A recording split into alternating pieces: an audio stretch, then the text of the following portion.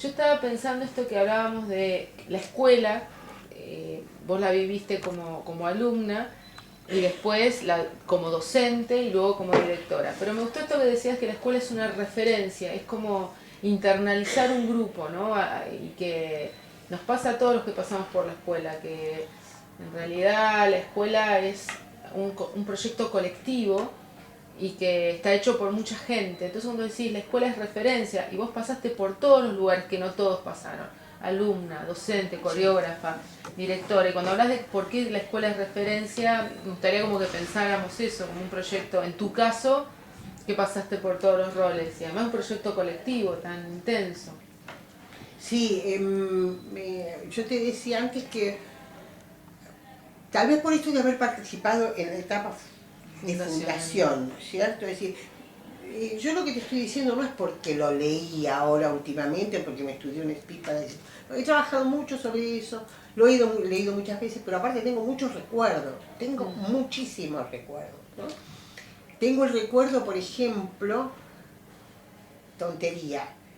Mi mamá me había puesto un shortcito rojo con una remerita roja para llevarme, entré después que empezaran las chicas, yo todo tarde empezaba, ¿viste?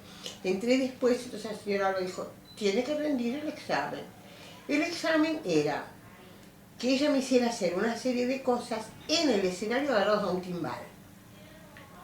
Si tengo la imagen de ese examen, que me tomaba ella sola, por supuesto, agarrada de un timbal que estaba en el escenario, que era de la orquesta estable, haciendo, colocando los pies en primera, en segunda, plie, Batman, ¿viste? Esas cosas que uno miraba en un alumno, generalmente como base para ingresar. Y eso sucedió a los 6 años, ¿no? Entonces, y esa memoria, eso no está escrito en ninguna parte, esa es mi memoria, ¿no? Mi madre al lado, por supuesto, como correspondía, el bombero que estaba en el escenario, porque el escenario tenía un rinconcito con una cabina, en donde había un bombero permanentemente. Entonces el bombero espiando desde la puerta, esa es mi imagen de... Y de vos de colorado, de rojo. Y yo de rojo, intensa, short de... y remera roja. Pues, no sé qué se le ocurrió a mi mamá, que por qué tenía que llevar eso, ¿no? En primer día. Bueno, así como te digo, esa imagen, tengo montones de imágenes. Algunas son muy graciosas, a veces por allí me pongo a escribir y a recordar algunas de esas anécdotas, pero muy graciosas. Que te van haciendo, es decir, no es lo que vos viviste, sino lo que vive en vos, lo que va quedando. Y eso que vive es lo que te hace, te da el matiz como maestra, eh, como madre, como compañera, qué sé yo. Vas eligiendo dentro del mismo grupo, por el mismo sentir, vas eligiendo a las familias que te van a acompañar toda la vida. Y no es que no tengas fuera de eso otras, sino que esas otras también te acompañan, porque necesitas de eso. ¿Y fuiste bailarina? O sea, ¿estudiaste cuántos años hasta que empezaste ya a bailar más profesionalmente? Y bueno, el ballet se iban yendo, las chicas más grandes se iban yendo, que yo quedaba más chiquito y en un momento dado, y no recuerdo por qué razón, la señora había vuelto de Europa, ella estuvo un periodo en Europa viviendo, tuvimos una regente de estudios, fue regente de estudios Ramírez Urtasun, director del conservatorio y de la orquesta en ese momento, fue regente de estudios cuando la señora estuvo Ramírez Urtasun, y una señora que se llamaba Lidia, se llama Lidia Regoli de Reggiani.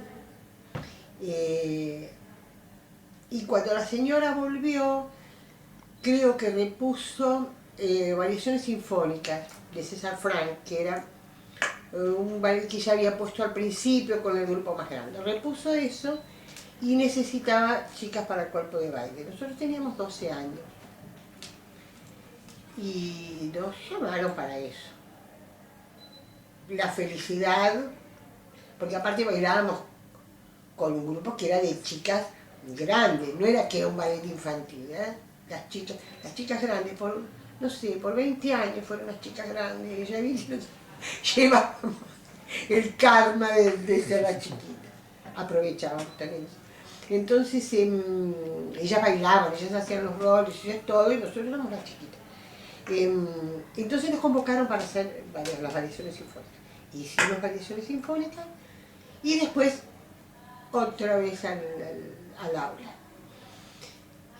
Y yo creo que fue 2 años después que nos convocaron, nos llamaron ya y nos incorporaron un poco para hacer cuerpo de baile del Lago de los Cisnes, del segundo acto del Lago de los Cisnes, que se hizo en Bahía, pero además también fuimos a Mar del Plata. La primera función del Lago de los Cisnes se hizo en Mar del Plata y fue, digamos, para nosotros el debut, ¿no? Dentro del ballet del Teatro Colón de Mar del Plata. Y en ese momento yo tenía casi 15 años. Hay una foto que les iba a traer en la que estamos las 4 que después promocionamos juntas, que eran Liliana, Cristina Yeco, Graciela Martín y yo. Graciela Martín después dejó de bailar, se fue a Buenos Aires porque se enamoró de un marino, así que tenía que irse para donde se iba su marido, y después se quedó en Buenos Aires. Ella era mamá de Verónica Lozano. Bueno, nosotras 4 llegamos juntas hasta el final, pero en ese momento teníamos 15 años, Cristina tenía como yo 15, Graciela tenía 14 y Liliana tenía 13. Pero el cuarteto siguió adelante con mucho tiempo. Ese es el debut, digamos. Y estaría bueno como para un poquito más, esto de vos hablabas como de 3 etapas de la escuela, ¿no? Esta etapa fundacional, la etapa que sigue, que es la que te parece que es importante, o la intermedia que hablábamos, como que vos podés también decir, bueno, puedo vivir, la escuela tiene etapas, distinguís a la escuela como por etapas. Claro, te diré que esa etapa fundacional no termina ahí, porque primero se oficializó la escuela. Al tiempo, en el 62, se consolidó el plan de estudios, es decir, esos 5 años estuvimos sin plan de estudio, hubo que acomodar todo a ese nuevo plan de estudios, ¿no? Completo, los 9 años que abarcaba en ese momento. Después, en el 61, antes de la aprobación del plan de estudios, se oficializó el ballet, que en ese momento no eran una misma cosa, eran 2 cosas diferentes, pero que se retroalimentaban. Casi como ahora, nada más que en ese momento compartíamos el lugar, compartíamos el grupo, compartíamos los maestros. En esa época, por contrato, venían maestros de Buenos Aires a dar clase, porque aquí no había. Y había muchos cursos ya de danza, no los podía abarcar una sola persona, ni aún tomando como ayudantes a los alumnos muy avanzados. Es decir, era la época en la que venía Rada Eichenbach, venía María Lozano, venía María Luisa Lemo, venía Yaquero, venía, qué sé yo, La rusa, Tamara. Por ahí es la bailarina rusa, viste, que uno más recuerda, con una personalidad muy fuerte y muy cercana a nosotros, ¿no? Y ella a su vez, o sea, ellas daban las clases, pero a su vez atendían las necesidades de clases del ballet y los requerimientos coreográficos. Tamara, por ejemplo, reponía ballet que era patrimonio del ballet ruso, ¿no? Los reponía y otros que no, otros que eran clásicos.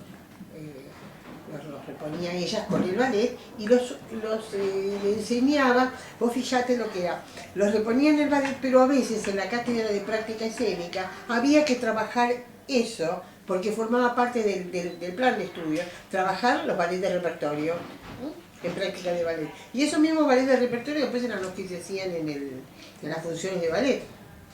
Y esa camada, ¿no? Como si fuera la base, el cimiento de todo, es la que nos empieza a conectar a los que seguimos, digamos, ¿no? Porque eso ustedes empezaron a hacer, ya no venía Tamara, sino eran ustedes las que seguían el relato. O sea, la continuidad sería, no sé qué, si es por etapa que podríamos decir. La continuidad, 70. claro, no antes, porque casi todas empezamos a dar clase un poco sodorita, un poco ad honorem, ¿no? Es decir, teníamos la posibilidad de ser ayudantes en alguna cátedra, la aprovechábamos, ¿no? Y dábamos clases.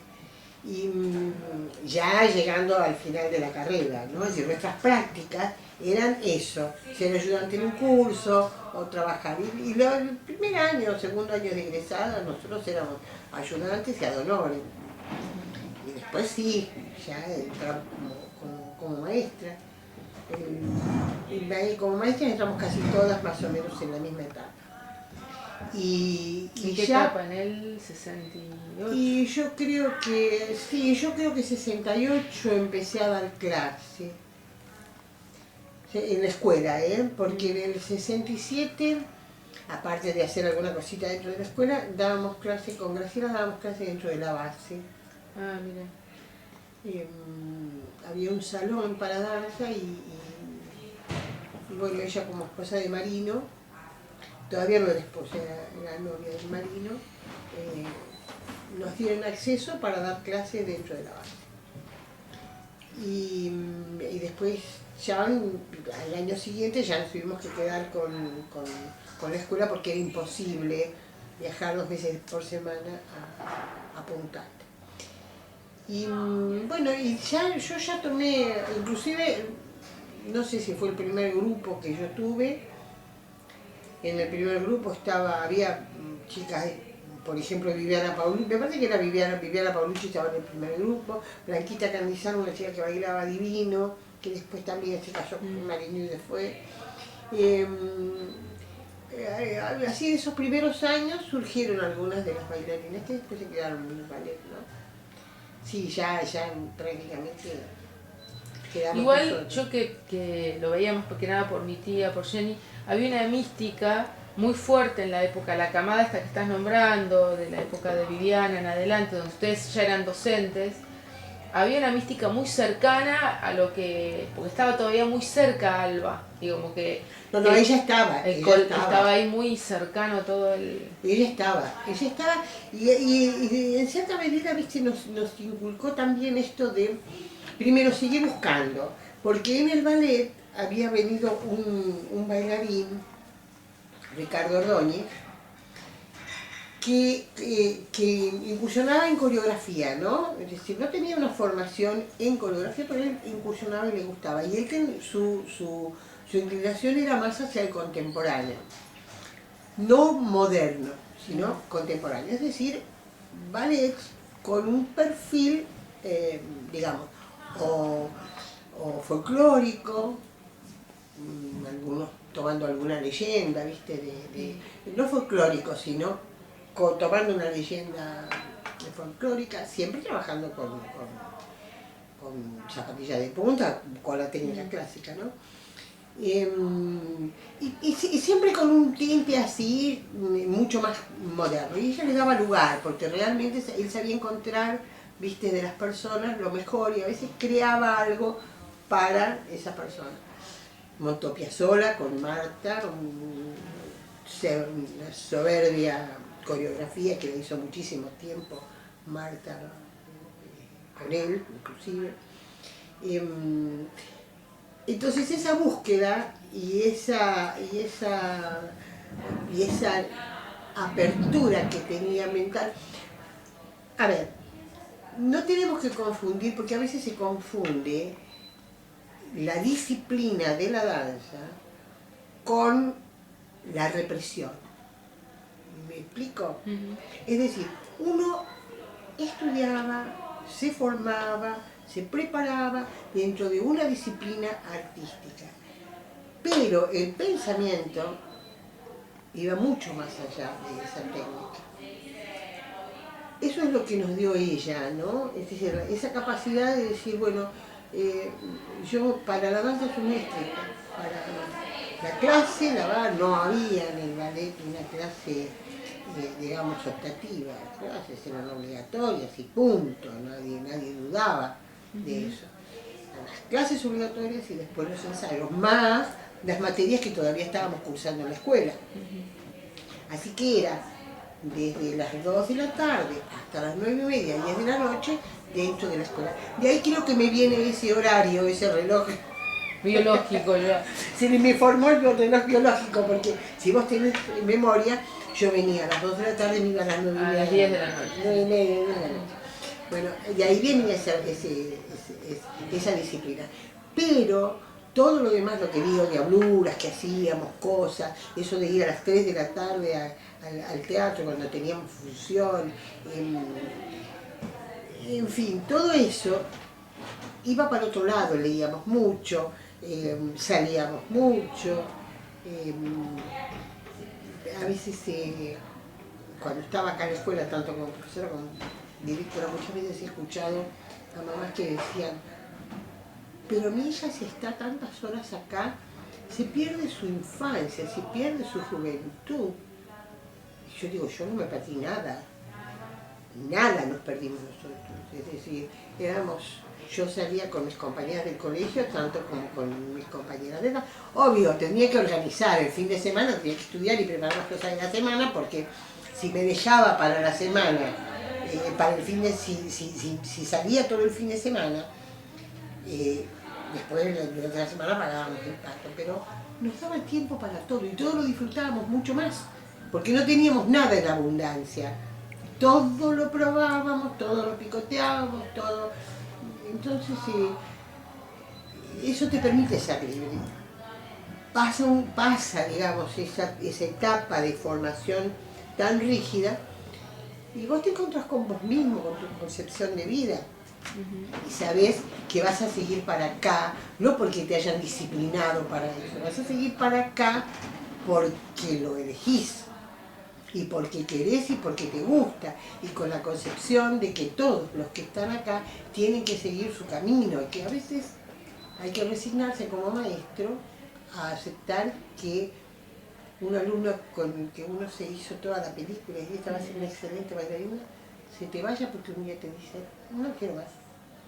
Y otro que por ahí vos decís, ay pobrecita, ¿por qué no elegir otra cosa? Porque esos pensamientos pasan por la mente de un maestro de danza, como calculo que de un maestro de música, como calculo de un maestro de cualquiera de las artes. Pasa, ay, le va a costar tanto. No es no vas a poder bailar, porque eso no existe. Es justo elegiste aquello que te va a costar, que siempre cuesta, pero además te va a costar más, porque el cuerpo es limitado. Y vos ves que su tenacidad, su capacidad intelectual, su fuerza, su esfuerzo, sale una bailarina excepcional. Y le preguntás qué es lo que aprendiste, entonces, ¿no? Lo que aprendiste está acá, no está en las piernas. El cuerpo tiene memoria, las piernas tienen memoria y todo. Pero el bailarín no es solamente un par de piernas, un pie bien formado, es un intelecto, es una capacidad, es una búsqueda constante, tantas cosas.